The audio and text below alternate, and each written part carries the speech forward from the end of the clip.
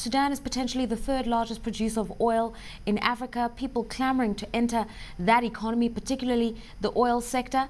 What's the government's developmental approach to oil and the broader development of the environment now that it's become this hot terrain for investment? The year 1999 showed a big leap concerning the oil development. The first oil was being transported to the oil pipeline from the southern Sudan oil fields to Port Sudan at this time. Since that time, we see a big development in the oil business, which has also got negative impact on the environment in southern Sudan. Now, obviously, you've been investigating the extent to which there's been environmental degradation in the Sudan. Could you just give us some evidence of how severe the situation is? The situation is obviously very dramatic. We have been to several sites in some of the South Sudan oil fields. Our recent trip, which we have just finished yesterday, led us to Unity, Al-Nar and Toma South oil fields, which are located in Unity state of southern Sudan. We went to several facilities of the oil industry and we saw dramatic pollution results, which were, for example, we could see with our own eyes large ponds which were filled with oil, and there was no plastic lining in these ponds which would protect the soil. So the oil is allowed to seep into the soil and thus really contaminating the upper groundwater layer. We have also visited a drilling site at which the drilling process was still underway when we were visiting there. And we also found a drilling pit which usually contains large amounts of contaminants such like heavy metals and other poisonous chemicals. And these drilling mud pits, they were not covered with plastic lining as well. Thus, this is also working as a soak-away system, which of course gives room for a very cheap production of oil. Just talk to us about the concept of bioremediation and why is it not working? You have to imagine that at an average with every liter of oil there is 8 up to 9 liters of water coming upstream. That means this water has to be separated from the oil in terms of the oil exploration business.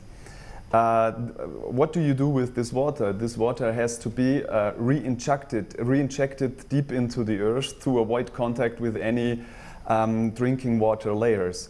Now, what we saw in Sudan is that the water simply is discharged to the surface, and this is happening in the middle of the SUDD, which is the world's largest swamplands.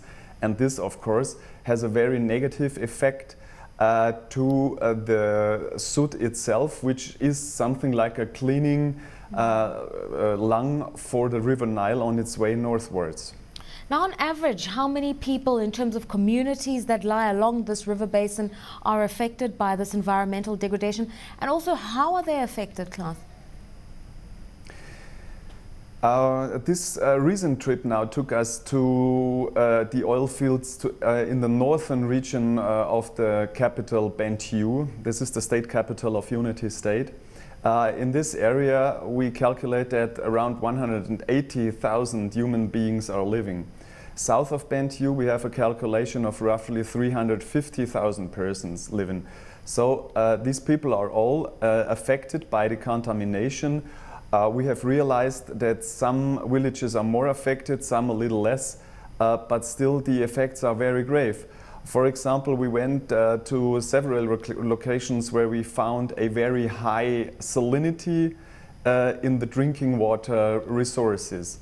The hand pumps, which are used by local populations, produce a very salty water, which causes diarrhea among the locals, and if not resupplied with clean water, the body may dehydrate and human beings might even die because of that. We also had high concentrations of lead. In one sample we took, the WHO guideline for drinking water was exceeded 17-fold, and this has also a very negative impact both on young children and on adults. Why is the government in Khartoum, because effectively they are still the government of the entire country, why are they battling to get a grip on this in terms of systematic monitoring of how corporates behave and just making them comply? Well, you see, our organization is basically trying to find evidence in the field about the oil contamination. So we don't have real information about the background, or what are the causes, why do they behave like this. But what we obviously can see is that this kind of discharging wastes to the surface, not properly discharging wastes, is a very cheap way to produce oil. So that means that the oil, when you do not stick to environmental standards, when you don't stick to good oil field practices, you can save a lot of money and thus produce the oil in a cheaper way. All right, we do know, Klaus, that there's a consortium of international oil companies that have licenses to produce oil in the Sudan. Many of them are Asian companies from Malaysia and also China, and some European companies. What can the government do in order to make them culpable and then compensate communities and then be responsible? First of all, you have to set up a legal framework which is clearly defining what is allowed and what is not allowed. And then you have to also say then you have also quite clearly state what happens if you don't stick to the rules. In this case, of course, the companies have to be fined. Under the rule of law, they have the right to appeal to court, and then the final court decision will give the way for fines or for non-fining the oil companies. And then finally, we know that Sudan at the moment is very focused on the upcoming referendum for southern Sudan. So there are a lot of sovereignty issues that have come to the fore in terms of taking responsibility for some of this environmental pollution and ultimately devising a solution. Can you separate responsibility between North and South, or are they mutually complicit at the moment? You know, this is also a very political question. We are doing the work on the grassroots level. What we can feel is that the people in the field are very unhappy, of course, with their drinking water resources being contaminated. The responsibilities are, to my mind, they are very clear. We see that it is the Khartoum government who has invited the oil companies into the country. It is them who have set up the rules for them to engage. They have allowed their facilities to build, and they have got the permission from the Khartoum government to transport and ship the oil to the north. But nevertheless, I feel that also the government of South Sudan is very willing and to address the issue. So we feel that they are very interested and trying to stick with it. Yet this is a young government, and we will see what the future brings.